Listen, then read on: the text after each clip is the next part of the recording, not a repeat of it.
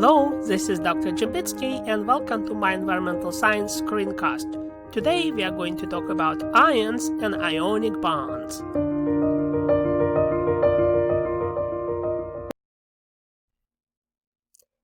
Hello and welcome back to our presentation on matter, energy, and life.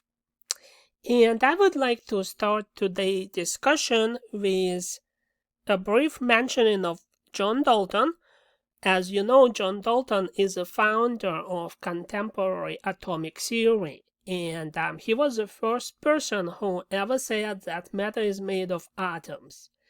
So you also remember that John Dalton enjoyed lawn bowling, and he compared atoms to tiny little spheres that connect to one another with little hooks, right? And this is how, for example, in a molecule of water, one oxygen atom would be connected to two hydrogen atoms. Obviously, now we know that there is no little hooks on the side of atoms, and the atoms are actually held together by chemical bonds. And this is what we will learn today. We will discuss one specific type of chemical bonds, which are called ionic bonds. And once again, chemical bonds are forces that will hold the atoms together. So before I will go into the details of chemical bonds, I would like to show you a brief animation. So please pay attention and take notes. After the animation, I will go into greater explanation and will elaborate on all the important ideas of the animation. So as usual, it's very, very useful if you have a notepad and pen, pencil in front of you, and when you watch any kind of screencasts for this class, I do strongly recommend to take notes that will help you to be better prepared for quizzes and exams. So here we go. Let's watch our animation.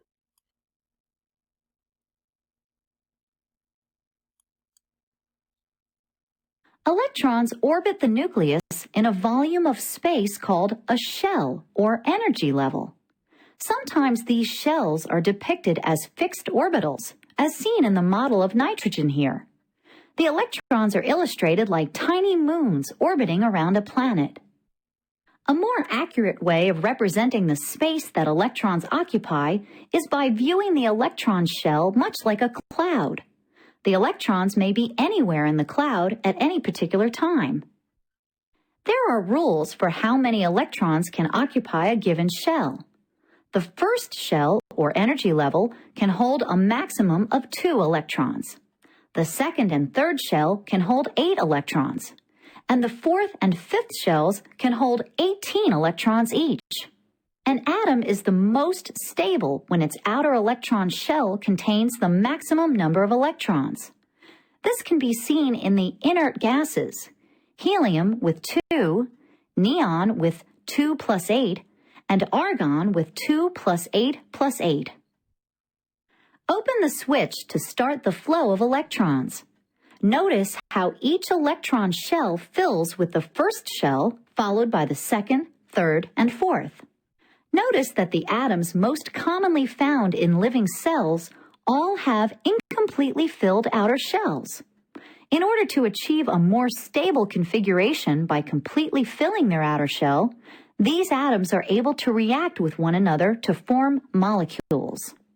You can also see why helium, neon, and argon are unreactive, because they already have their outer electron shell filled with the maximum number of electrons.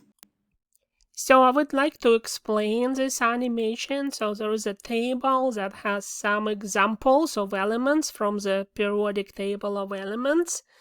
And these are the numbers that correspond to the atomic numbers in the periodic table. Remember, hydrogen is number 1, helium is number 2, carbon is number 6, etc., etc. So you also remember that atomic number shows us the number of protons. So hydrogen will have 1 proton, helium will have 2 protons, carbon will have 6 protons, etc., etc. We also know that the number of protons and the number of electrons has to be balanced. So if I have 1 proton, I have to have 1 electron, because plus 1 and minus 1 will make the total charge to be 0, and atoms are electrically neutral. So pretty much this number is not only the number of protons in the elements which are listed here, but also the number of electrons. And so over here we have the shells or energy levels. This is the first energy level, which is the smallest one. This is the second shell or energy level, the third, and the fourth shell or energy level. And so if I have only 1 electron, such as in hydrogen, it will go here to the first shell. If I have 2 electrons, such as in helium, they will go here also, the first and the second electron, because the first shell can hold up to 2 electrons. But if I have more electrons, such as for example in carbon, I can only squeeze 2 of them to the first shell, and another 4 has to go to the second shell, right?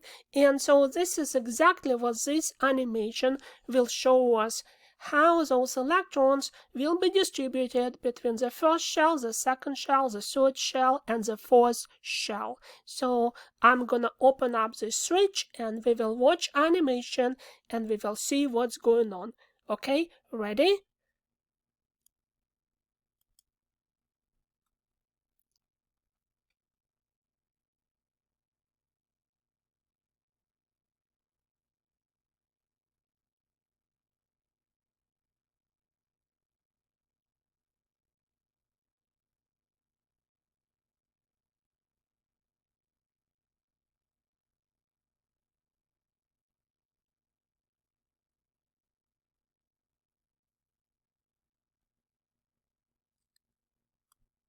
There is another important moment that I wanted to emphasize in this diagram here.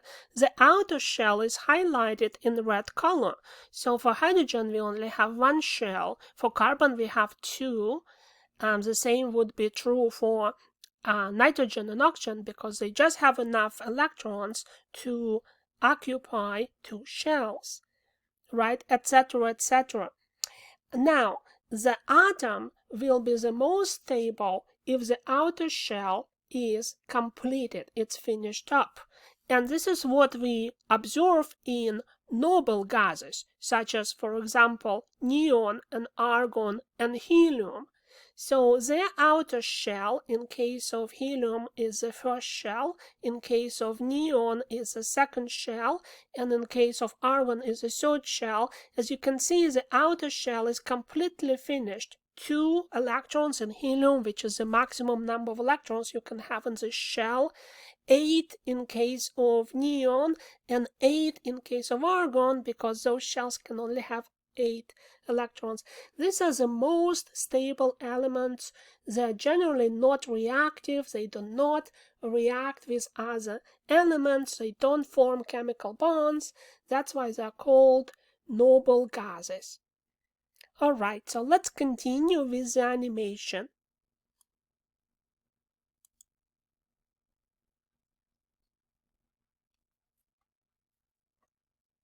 Clusters of 2 or more atoms held together by chemical bonds are known as molecules. Chemical bonds form between atoms as electrons move to reach a more stable arrangement. When an electron jumps from one atom to another, 2 ions of opposite charge are formed, and an ionic bond is formed by the mutual attraction of these charged atoms.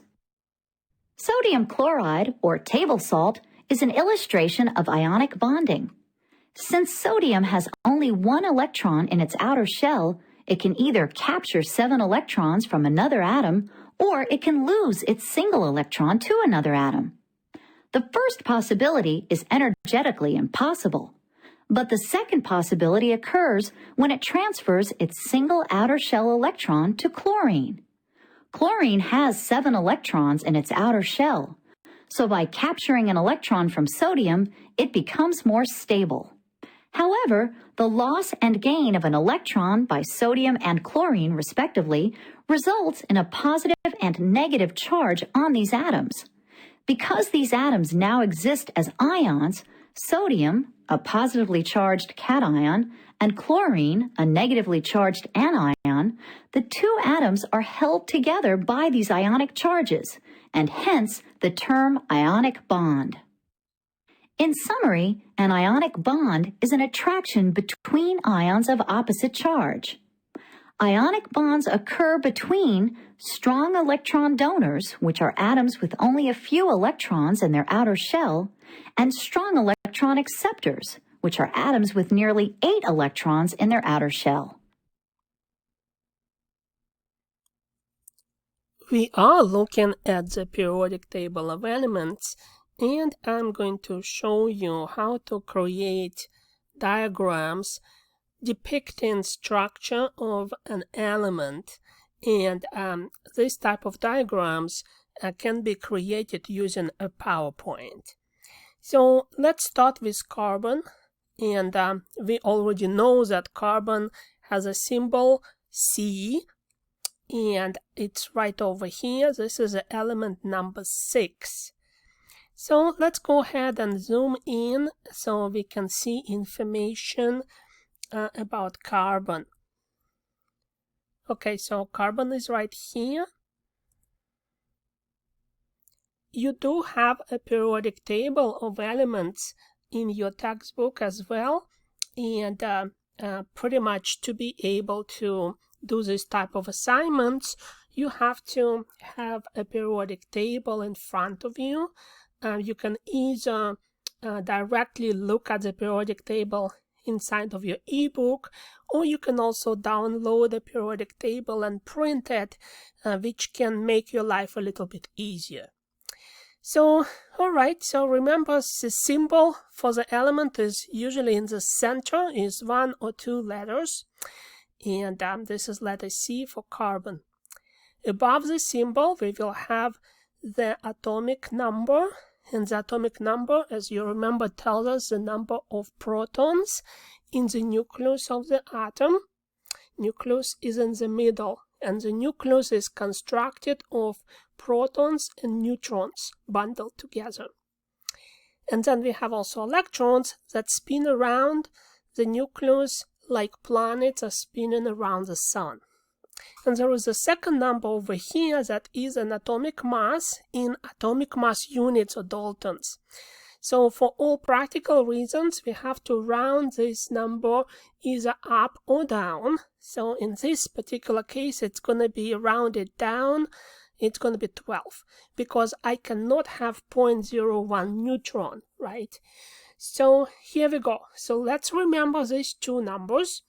The first number is atomic number, which tells us the number of protons, and it's 6.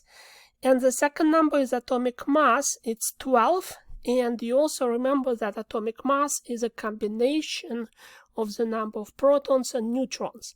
So we know together we have 12 protons and neutrons.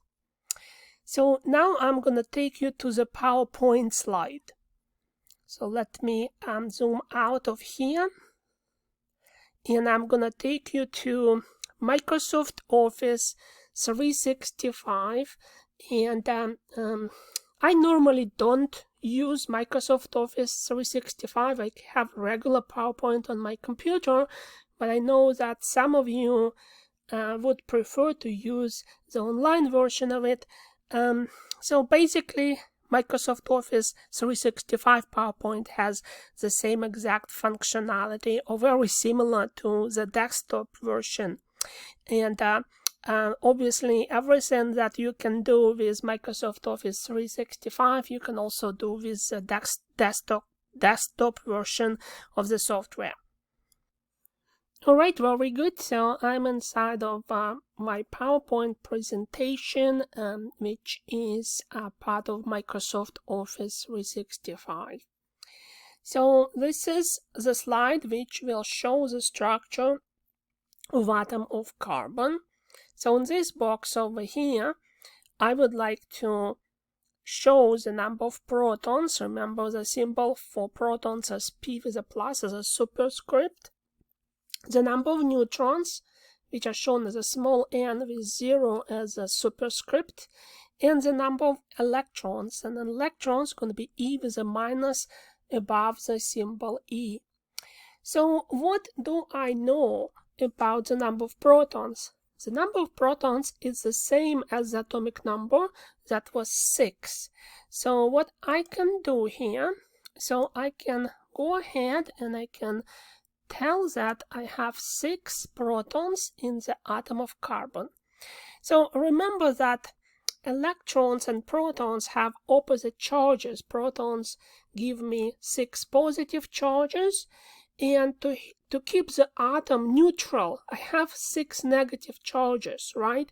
Because if I have plus 6 and minus 6, that will cancel each other and the total charge is 0. So what does it tell me? That the number of electrons has to be 6 as well. So that's pretty easy. So I'm gonna go ahead and type it.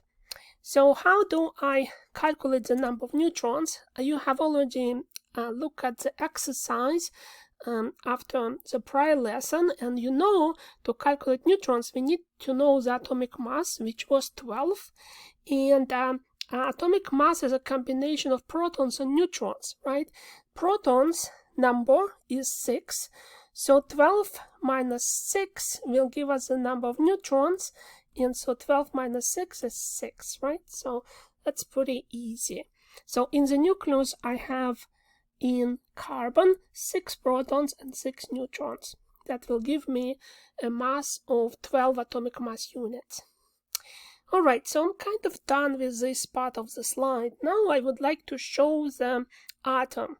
And so over here I used a shape in form of a circle over here, and this circle will represent the nucleus of the atom, and then we will have shells like orbitals, orbits for electrons to spin.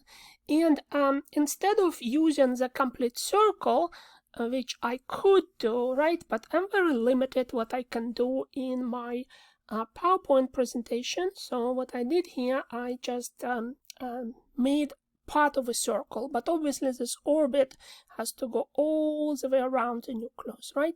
So but this line over here represent the first shell, the first orbit around the nucleus.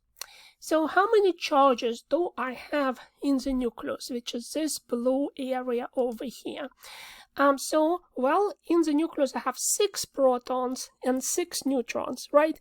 Which of those 2 particles have charges? Only neutrons. Neutrons are positively charged, so I have 6 positive charges in the nucleus. So I'm gonna go ahead and I'm gonna say here plus 6, and plus 6 will represent the charge of my nucleus, because the neutrons in the nucleus have no charge. It's going to be 6 plus 6. Very good. So what about electrons? I have 6 electrons, but electrons are going to populate different shells. So you know that the first shell can only accommodate 2 electrons, right? So this is my first shell over here, and the first shell has 2 electrons. So my 2 electrons will carry 2 negative charges, and I have to type this on the chart. So I'm gonna go over here when it says insert, and I have to insert a little text box, right? And I'm gonna say that the charge is -2. So first I would like to probably move this text box maybe over here, and I'm gonna type inside of this text box that my total charge for the first shell is gonna be -2, which represents 2 electrons. And this is pretty much my text box that shows the charge is -2. Here we go. So if I would like, I can reposition it. I'm just maybe slightly over here. So that will show me a nice representation of negative charge 2 on the first shell. Alrighty, so in this particular case, these are not all my electrons, because I have 6 electrons. I only position 2 of them. So there has to be at least one more shell. And we know that the second shell can accommodate up to 8 electrons. So I don't really have 8 electrons. I only have 4 electrons left. So out of the 6, 2 electrons went to the first shell, and so I have 4 more that will go to the second shell. So I have to add another shell, another orbit. And there are different ways how to do this. So you can create a new shape to show this second shell, but probably practically it is easier to cut and paste the existing shell. So I'm highlighting the existing shell, and I'm doing Control-C on my keyboard. That means copy. So I copied my shell, and then I will go somewhere over here, and I can do either Control-V, or I can do right-click on my mouse and do paste. All right, and then I have another copy of my shape. So all right, so Control-C for copy, Control-V for paste, or you can do also right-click and paste. Now I'm going to reposition this shell, so I have to kind of find where this shell is, and I would like to be able to move it. So this is my second shell, so I'm gonna move it maybe somewhere over here, right? So that looks okay. So now I have the first shell that goes all around the nucleus, and the second shell that is also larger shell going all the way around the nucleus, but I can only show part of it. Now, and how many electrons I have to show here? I have to show 4. That is going to be 4 negative charges. So I have to go over here once again to the insert. I have to insert another text box. I am going to move my text box to maybe somewhere over here, and I'm gonna say inside of the text box that I have negative 4 charge, which is gonna be my 4 electrons, and I can also reposition it a little bit nicer. So this looks like I have negative 4 electrons in the second shell. So this is my nice slide. Okay, and now if I'm gonna go to the full slide view, so this is my final product of my work for the atom of carbon. So an atom of carbon will have 6 protons, it will have 6 neutrons, 6 electrons. The nucleus will have 6 positive charges, and I will have 2 shells. The first shell can only accommodate 2 electrons, and so -2 reflects 2 negative charges on the first shell. The second shell can accommodate up to 8 electrons, but I can only have here 4 more because the total number of electrons is gonna be 6. So 2 plus 4 is 6. So the second shell is not completely full. It only has 4 electrons. It could have 4 more. However, in some atoms, we may have more than 6 electrons. And if the second shell is filled up, if the second shell would have 8 electrons, we would have to add another shell. And you know, the third shell can hold 8 electrons as well. So I hope you have an idea how to create the structure of the atom using PowerPoint slides. Okay, so we are back to the periodic table of elements, and I thought it would be helpful if we look at another example of a different element. So let's take a look at the sodium. So sodium is right here, is element number 11, so I can also zoom in so we can see the sodium element better. So what we can say about sodium? Sodium has atomic number 11 that tells us that this atom has 11 protons in the nucleus. And the atomic mass, remember atomic mass is combination of neutrons and protons, is 23. So in this particular example, we have to round this number up, 23. Alright, so let's remember for sodium we have two numbers. Atomic number is 11 and the atomic mass is 23. Now we are going to go back to our PowerPoint slides to create the structure of sodium atom. Here we go, atom of sodium.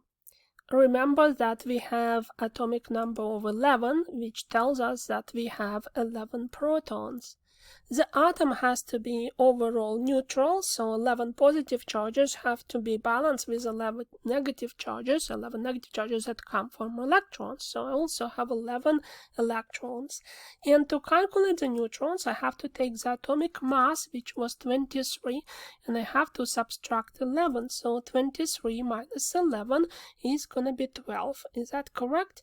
So 12 and 11 is 23, which is the atomic mass. Now, so let's show the structure of the atom. So how many positive charges I will have here in the nucleus? I will have a plus 11 positive charges, right?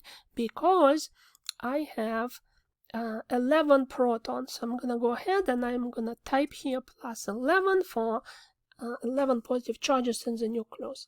So let's populate our shells. So remember, the first shell will always have 2 electrons, right? And in this example, this is going to be similar to what we observed before. So I'm going to here say minus 2, and that would be the number of electrons in my first shell. So the second shell can have up to 8 electrons, right? And over here, I can go to the second shell, and in my text box, I can type here minus 8. That would give me the total number of 8 electrons in the second shell. So 8 and 2 is 10, but we have 11 electrons. What does it mean? I need to add one more shell for just one remaining electron. So what I'm going to do, once again, I can highlight one of those shapes, and I can add one more shell. Alright, so one of those shapes depicting shells is highlighted right now. I'm going to do Control C for copy, and then I will go somewhere over here, and I do right click, and I'll do paste. And here's my extra additional shape, which I'm gonna move over here. That would represent my last shell for this particular atom. And remember that I have one electron left, right? So maybe I have to say they have one more electron left. So maybe I move it a little bit like this. Looks a little bit nicer. So I have to go back to insert a text box, and I have to create a text box over here. Move it so it is in the correct spot, and I have to type inside of this text box that I have one electron, and one electron is gonna give me a -1 charge. Alright, so what I have here now is the structure of atom of sodium. Very well, so let's review our final product here. I have 11 protons in the nucleus, which gives me 11 positive charges. I have 11 negative charges from electrons, and the electrons are going to be distributed between different shells like this. The first shell will have 2 electrons, the second shell will have 8 electrons, and the last shell will have 1 electron. Alright, so we are back to the periodic table of elements, and I thought it could be useful to look at another example. So let's take a look at chlorine. Chlorine is right here. This is our element number 17 in the periodic table. So let's zoom in and look at the element chlorine. Chlorine right here. We can see it very well. Element number 17, that gives us 17 protons in the nucleus of this element, and the atomic mass is going to be 35. We are going to round this number down. So now let's go back to the PowerPoint presentation, and let's create the diagram, and let's remember these two numbers, 17 for atomic number and 35 for atomic mass. Alright, atom of chlorine. Atom of chlorine has atomic number of 17. That tells us we have 17 protons. That gives us 17 positive charges. To have this atom neutral, we need to have 17 negative charges. That will mean that we will have 17 electrons. And the number of neutrons is easy to be determined. 35, which is atomic mass, minus 17, will give us the number of our neutrons. So obviously this number needs to be 18. So we are going to type it over here, because 18 and 17 is 35. Now let's go back to this diagram over here, and we will start with the number of positive charges in the nucleus. So it's gonna be 17 positive charges because I have 17 protons. Each proton has 1 positive charge.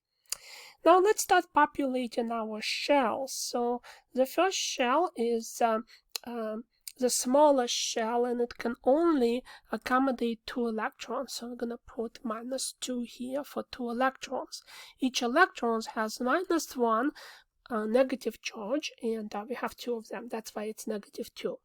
So the second shell is larger, so the second shell can accommodate up to 8 electrons. It can have 1, 2, 3, 4, 5, 6, 7, or 8 electrons. So in this example is 8. Alright, so 2 and 8 is 10, so we still have 7 more electrons that need to be placed on the next shell.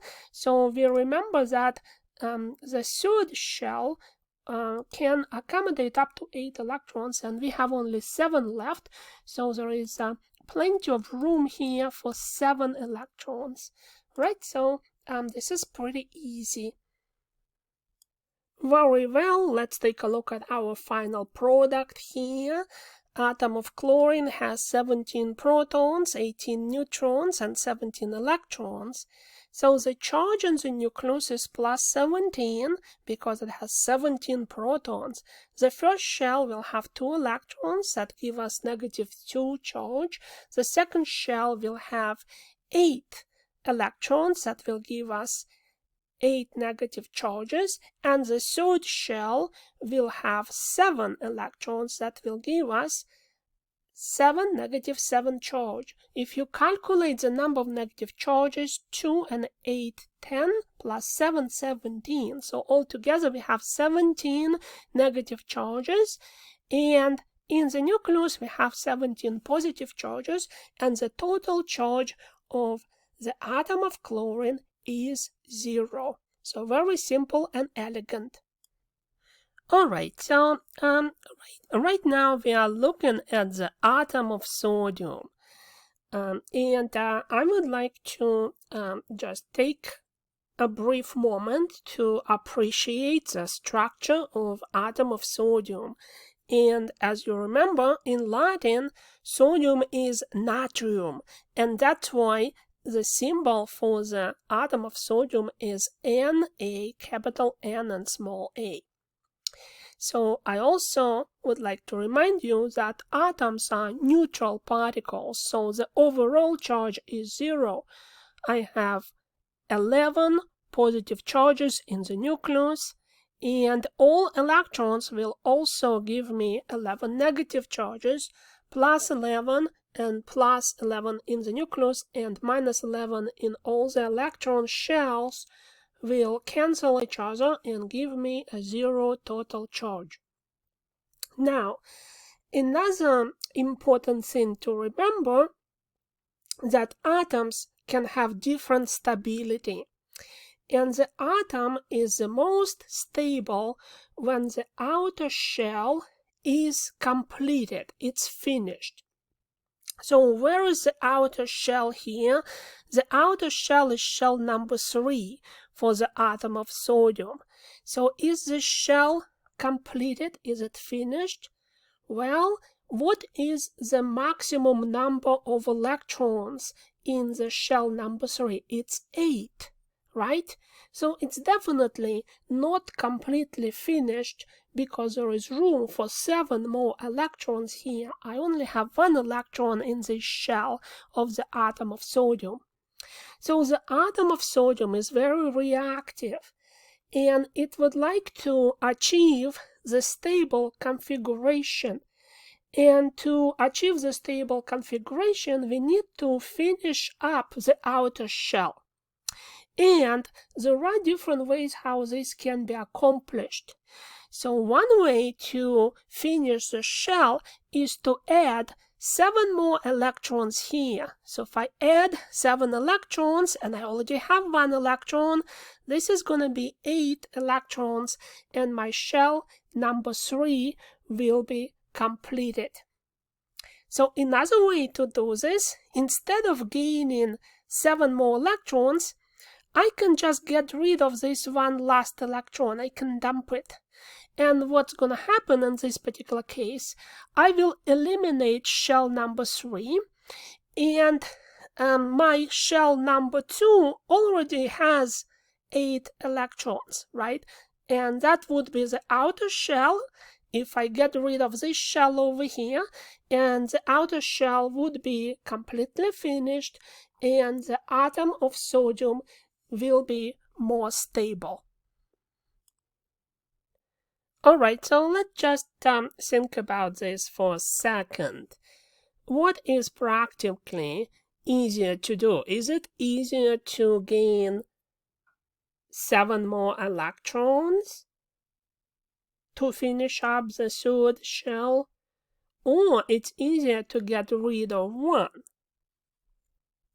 So let's think about a simple example.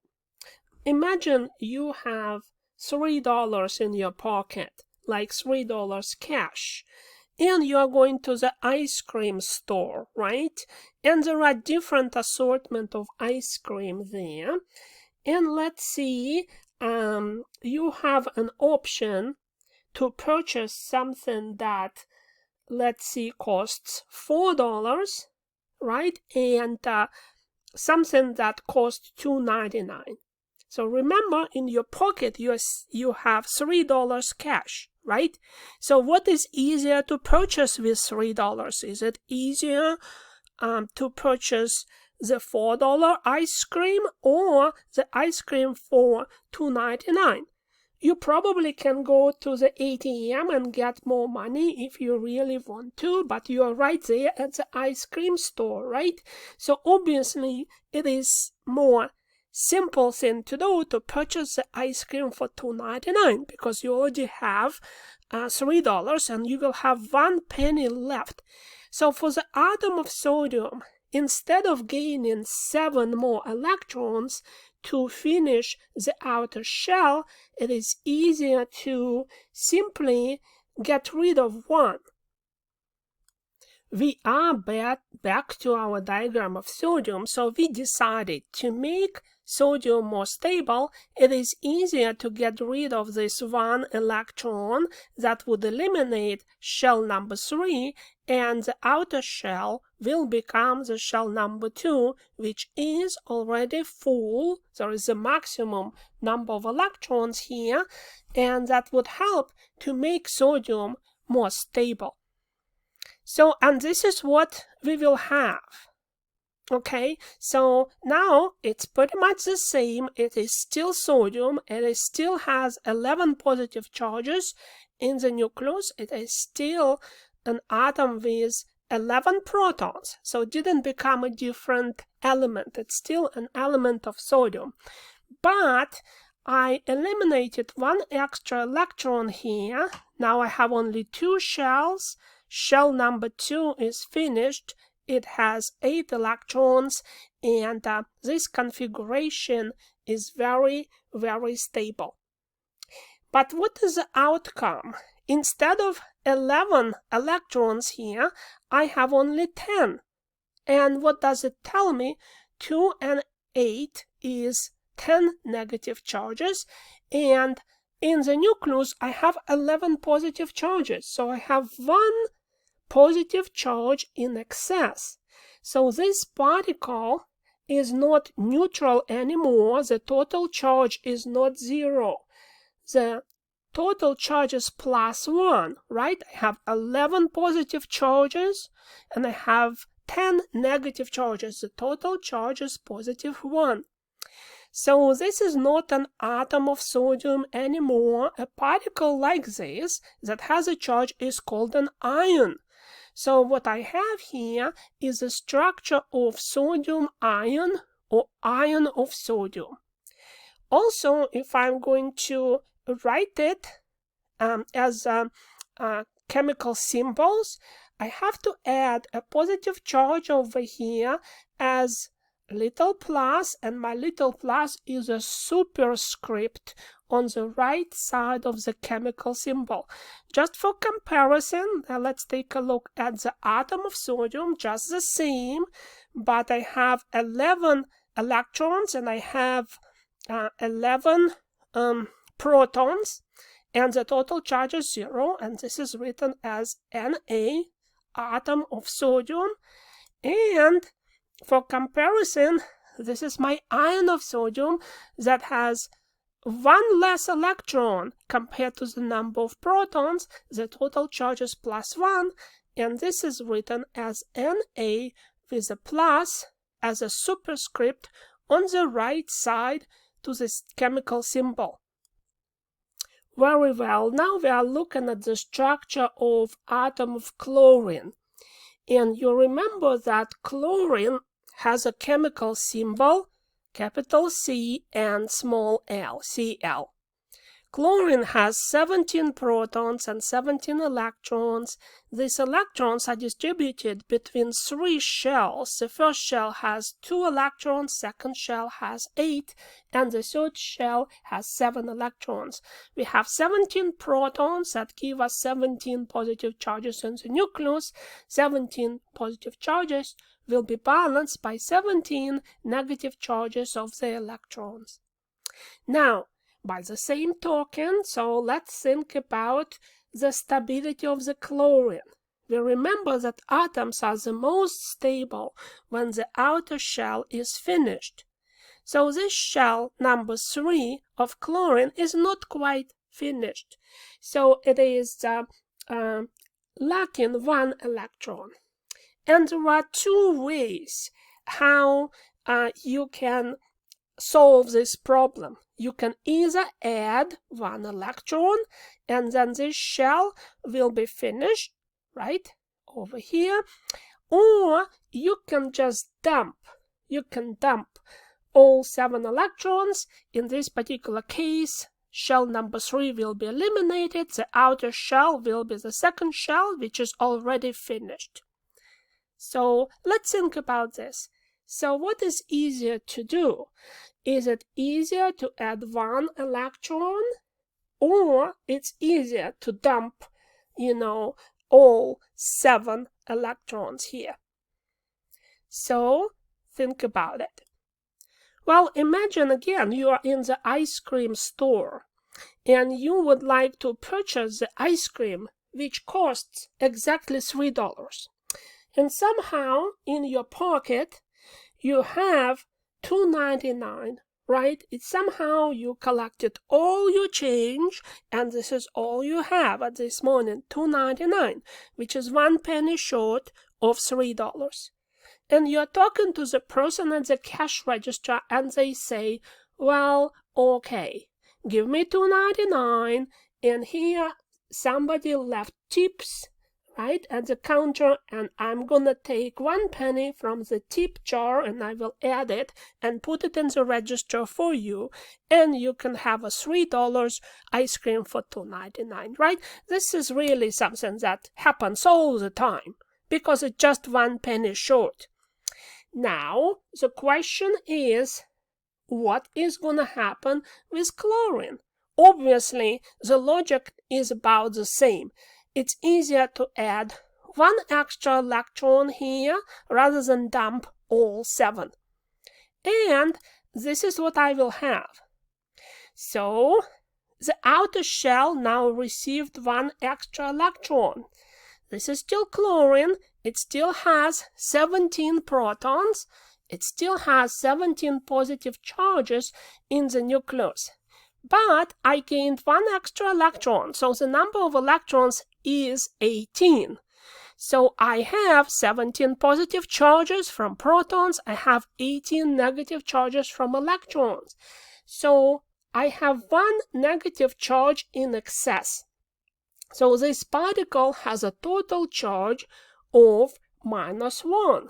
So this is not an atom of chlorine anymore.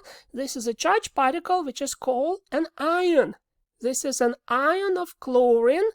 And now to reflect that this is actually an ion of chlorine, I have to add a little minus that symbolizes 1 negative charge as a superscript on the right side of the element chlorine. So this is going to be ion of chlorine. Very similar to the atom of chlorine, right? Which is electrically neutral. But here I have 17 positive charges and 17 negative charges. It's a neutral particle, which is atom of chlorine. Similar, but at the same time very different, we will have an ion of chlorine where I have 1 extra electron compared to the number of protons, which will give me a total negative charge of 1 for the ion of chlorine, which is written like this.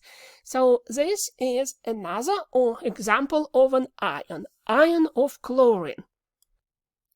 So very good. So let's summarize what we know about ions now. Well, this is important information here. So ions are charged particles when the number of protons is not the same as the number of electrons, right?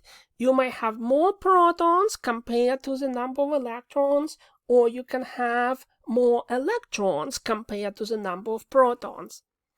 And therefore, depending on this ratio between the number of protons and electrons, you may have 2 options. So ions can have either positive charge or negative charge, right?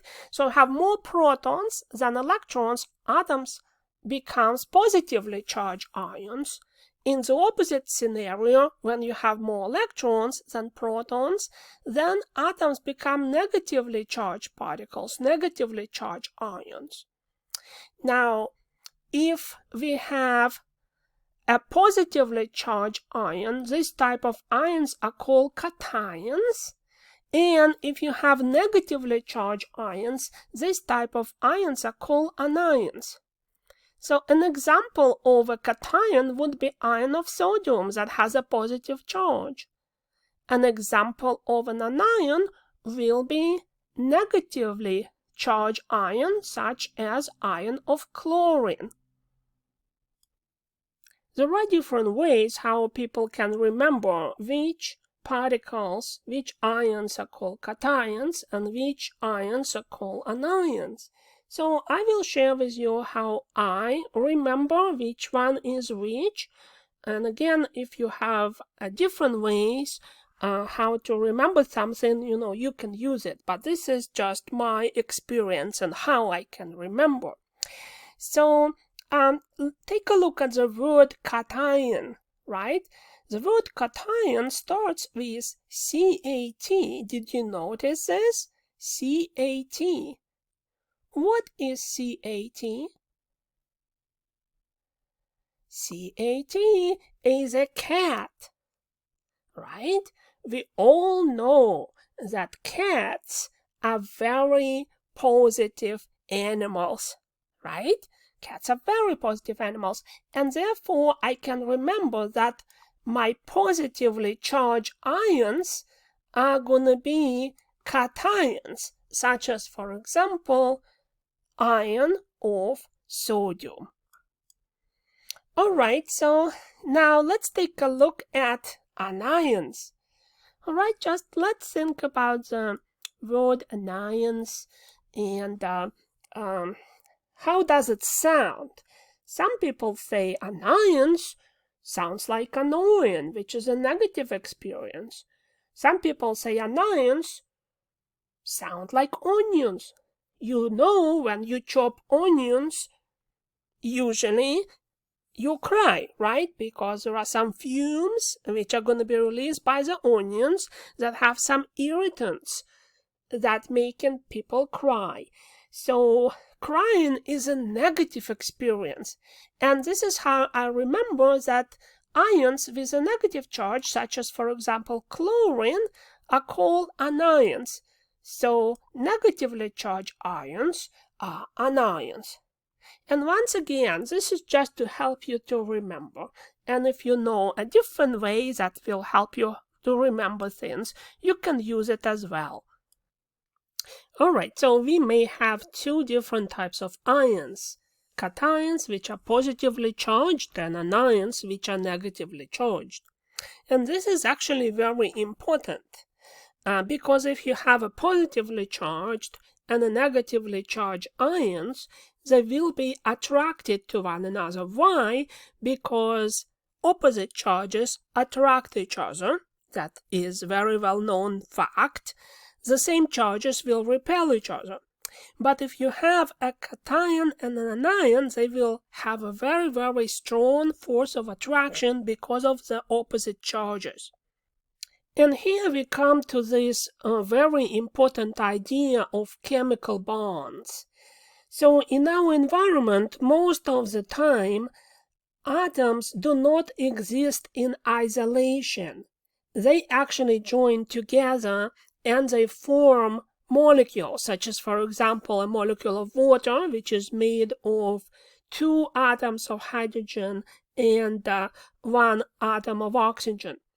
And so the question is, how are those atoms held together? So molecule of water is one example. So another example would be table salt. So table salt that you have in your kitchen is sodium chloride. So it is composed of atoms of sodium and atoms of chlorine. But how are those atoms staying together? So if I remind you about John Dalton, who is the founder of atomic theory, John Dalton envisioned those atoms having little hooks, because he compared his atoms to the bowling balls. And according to John Dalton, those little hooks on the sides of the atoms would hold the atoms together. So now, when the science advanced, we know that atoms do not have any little hooks, and they are held together by different type of attraction. And this attraction is called chemical bond. So if you look over here, what we now call the forces of attraction holding atoms together would be chemical bonds. So chemical bonds are the forces holding atoms together. So if you have a crystal of table salt, sodium and chlorine are held together by chemical bonds. Overall, there are two main types of chemical bonds that you can see here on the screen. And these two types of chemical bonds are also described in your textbook. So the first type of chemical bonds is going to be so-called ionic bonds, and the second type will be so-called covalent bonds, right? Two types of chemical bonds would be the ionic bonds and the covalent bonds. And because we are already familiar with definition of ions, it's very easy for us to understand the meaning of ionic chemical bonds. So ionic bonds are the bonds between ions of opposite charge. We know that opposite charges attract each other. So if I have a cation of sodium and an ion of chlorine, so I have a plus and the minus, these are the opposite charges. These charges will attract each other, and sodium and chlorine will stay together to form table salt. This is ionic chemical bond. So let me show you what it looks like. So this is a structure of the table salt, like, crystals of salt that you may have in your kitchen. And ions are shown in two different colors. So Na+, you remember Na+ is an ion of sodium, and this is a cation, right? So an ion of sodium here is shown in blue color. So here's your Na+. So all those blue spheres are ions of sodium. Now, we also have negatively charged ions, which are going to be chlorine ions or chloride ions. They are going to be Cl-, and those are anions. You can see that anions of chlorine or chloride are shown here as green spheres. And in the crystal of salt, and the formula of our table salt would be, as you can see over here, NaCl, which is a formula of table salt. Table salt has a chemical name, which is sodium chloride, and pretty much sodium chloride is also known in common life as table salt. Now let's take a look at this. Let's take a look at this crystal of table salt. Alright, so in the crystal of table salt, I have positively charged sodium ions and negatively charged chlorine ions. They are held together by ionic bond very, very tightly. And so my sodium chloride table salt is extremely, extremely stable.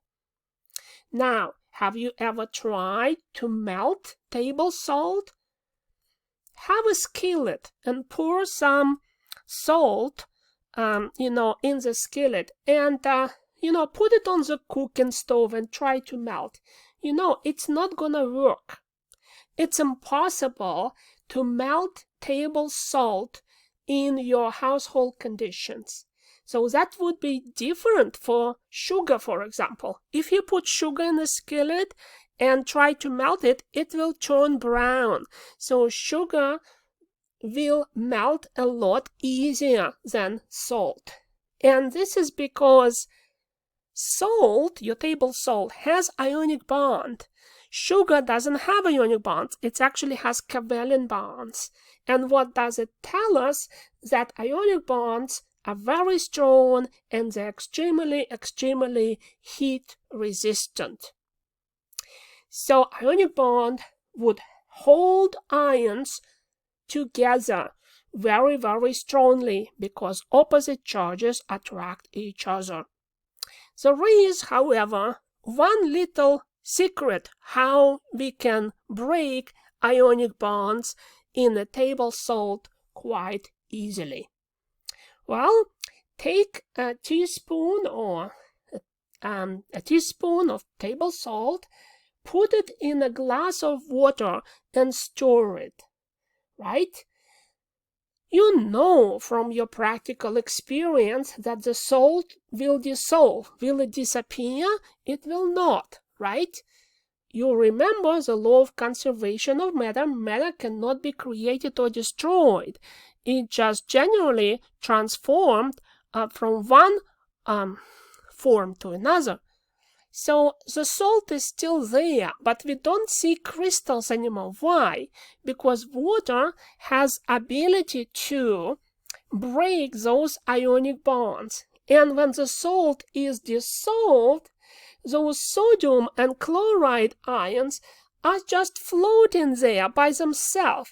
They are not connected by ionic bonds, and that's why the crystal is not visible.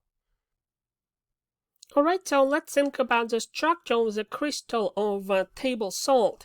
So look at this structure. Remember that green color shows us chloride ions, and blue color shows us sodium ions. Now, what's going to happen if I drop this crystal of salt in a glass of water? Or in science, instead of a glass of water, we will use a beaker. So here's my beaker with water, and here's my table salt. And over here, I have molecules of water shown here. And remember, molecules of water are made of one oxygen and two hydrogen ions. So if you pay attention here, you do see three atoms. So red color shows you oxygen and white color shows you hydrogen, right? So those are molecules of water. And this is my crystal. So remember, the chloride ions are green, and blue or a little bit purplish in this picture would be my sodium ions. So in the first picture here, the salt isn't dissolved yet. Now the salt begins to dissolve. You see this pile of salt is smaller.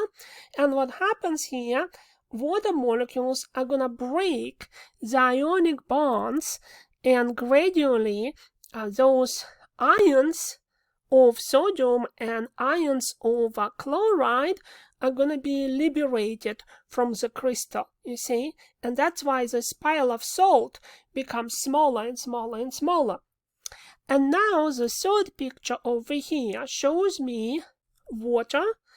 Salt is dissolved in water, but the crystals are gone.